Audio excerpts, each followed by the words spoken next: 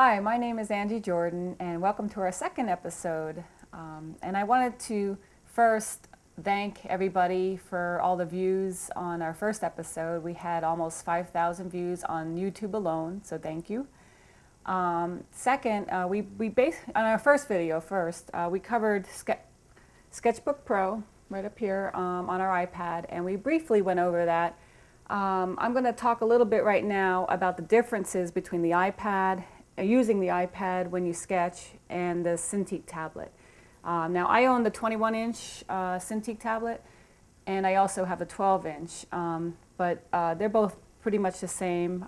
But as far as the difference between the iPad, this iPad, and the Cintiq tablet, there is no pressure sensitivity for the iPad. Okay, so whatever you're drawing, you have to pick your tools, and that's the line you get when you're drawing. The Cintiq does have the pressure sensitivity, and as far as drawing on the glass, it feels exactly the same way. Any slight delays are about the same between the Cintiq and the iPad. And the only other difference is, on the iPad you've got the programs, the app programs that you can use, like Sketchbook Pro, and on the Cintiq you have top quality programs like Painter, Photoshop, so you got all your tools right there that you can use right away. But I'm going to talk to you today about a new program that I just found, and I want to thank Michael Phelps for pointing that out to me. Thank you, Mike. He was on my Facebook, and he told me about Art Studio. And I'm just going to show you right here, Art Studio, and we're going to get into talking about how to use Art Studio, which I found to be a better tool for me for the iPad. And I'm going to show you, as I open it, how great this little program is for drawing caricatures on the iPad. Okay, as soon as you open it, you're more than likely going to get a blank screen like this. So there's an arrow in the corner, just hit that, and you got all these features down below. We're going to start with the brush tool, and what I like about this program, Art Studio, is all your settings can be right there in front of you as you draw. So I'm going to show you the pencil, the paintbrush, the spray can, we got the eraser tool, smudge, paint, the bucket, and some more paint here. Again, you just hit that tool, and I'm going to show you the pencil right here and the colors. Okay, we're going to go into the colors, and here all your colors are on the left here. Now if you hold down the color, you could bring it up and change it. I could change this black to purple. You see that box that's highlighted? It changed to purple, and you got all your settings down below to change your color, which is really a great option to have. So I really want black, so I'm going to have black right there and quit out of that X.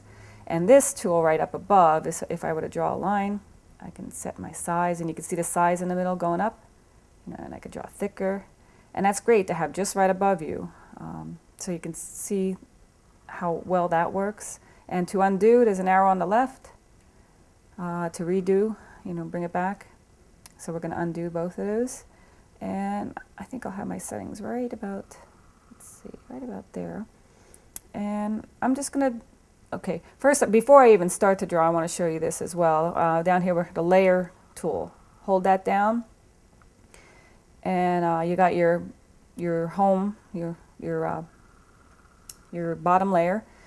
And I'm just going to add a new layer, so you can move that around. You want to be able to move this layer or work underneath it or above it. So I add the new layer and quit out of it, and go back. Oops, I'm sorry. There we go. Now I'm on my layer. I'm going to go back to my coloring. So I have my color set up. And this eyedropper here is really cool. You can actually, if I were to color something right here, and let's say we change it to green and color it again, you can hold down on here. Oh, there we go. And it'll pick a color. So if I hold it on the black, it went right to black. So you see how I changed that color. It's like an eyedropper.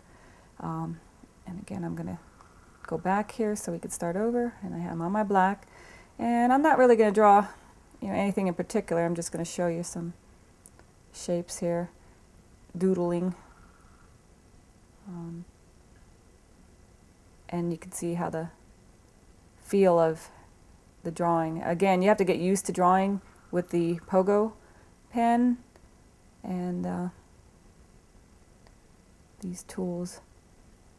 Last night, we Philadelphia artists had a get-together. We call it Doodle and Dine, and I brought the iPad to show, you know, some friends, and they got a chance to use this and see what it's like, and they were really, really enjoying this program.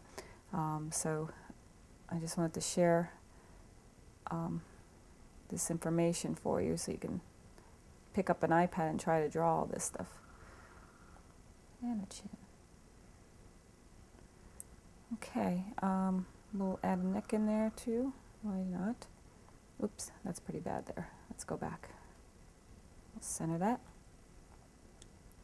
And another thing is, if you shake the tool, it's called the shake menu, and here's where your brush settings are. You can come in here and change the opacity level, a fade out, and if you watch that up above there, the fade out, you see it fade at the end as you draw. There's lots of things to work with here, and different settings of your brush to have splatter paint, and the size will show you that. I think when you bring it down, you can see there's a little more spacing with this tool. But I'm going to go back to the solid, and I'm going to show you some color. Let's go back to that shake tool and show you. You can zoom, fit to image, and you can clear your layer, which you don't want to accidentally hit that, but then you can hit the undo button. Okay, I'm going to cancel out of this, go to the color, the spray can. Now, before you even color, you probably want to go back to your layer command. Now, if you hit that once, you see your layers, but if you hold it down, you can add a new layer. And I'm going to take my bottom layer and just move it up above. So I'm going to color on the bottom layer. So we're going to go back to my brushes. I pick that color, and we'll pick peach. You can set your brush level bigger and start coloring. Oh gosh, I'm coloring her hair. Let's undo that. Coloring skin. And also, if you notice as I'm drawing all this, I don't have my hand leaning on the tablet. So you want to kind of get used to that, or you can try wearing a glove. I actually tried wearing a glove while I was drawing, and it actually works. So if you feel better by purchasing a half glove where your fingers are out, that will work. So let's make cherry lip. You know, the iPad doesn't have the pressure-sensitive tool to draw, you know, like the Cintiq, but it would be really cool if you know, if the iPad develops it, or someone develops this, you know, nice pen that we can get that pressure sensitivity. So we're all waiting for that.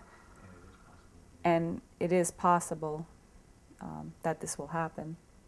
Now, if you wanted to use that bucket tool, you're not going to be able to use it unless you're on that layer that has a closed line. And so if you think about using that, you might want to stay on the same layer and just make sure your lines are closed, even at the bottom, because this program's not like Photoshop where the edge of your paper is the bucket line. You would have to draw that line at the bottom, and it would fill in the bucket. And so if I wanted to merge these down, let's try that. Merge visible, merge. There we go, we're on one layer. So I'm going to go back to the color. Oops. There we go. And let's try the bucket. Here's the bucket. I'll go back to my color and yellow. Let's have a blondie here. Hopefully I have all closed lines. We'll try this one. And you can see how that works. And what's great about this tool is everything's right in front of you. So when you go to the folder right here, right next to you can save. You could start a new image. You can import the photo, export this photo. You could send by email right then and there. You don't have to export it out. You're right in the program, and you could do everything right there to send an email. So there's your email. You just type it and send it to someone.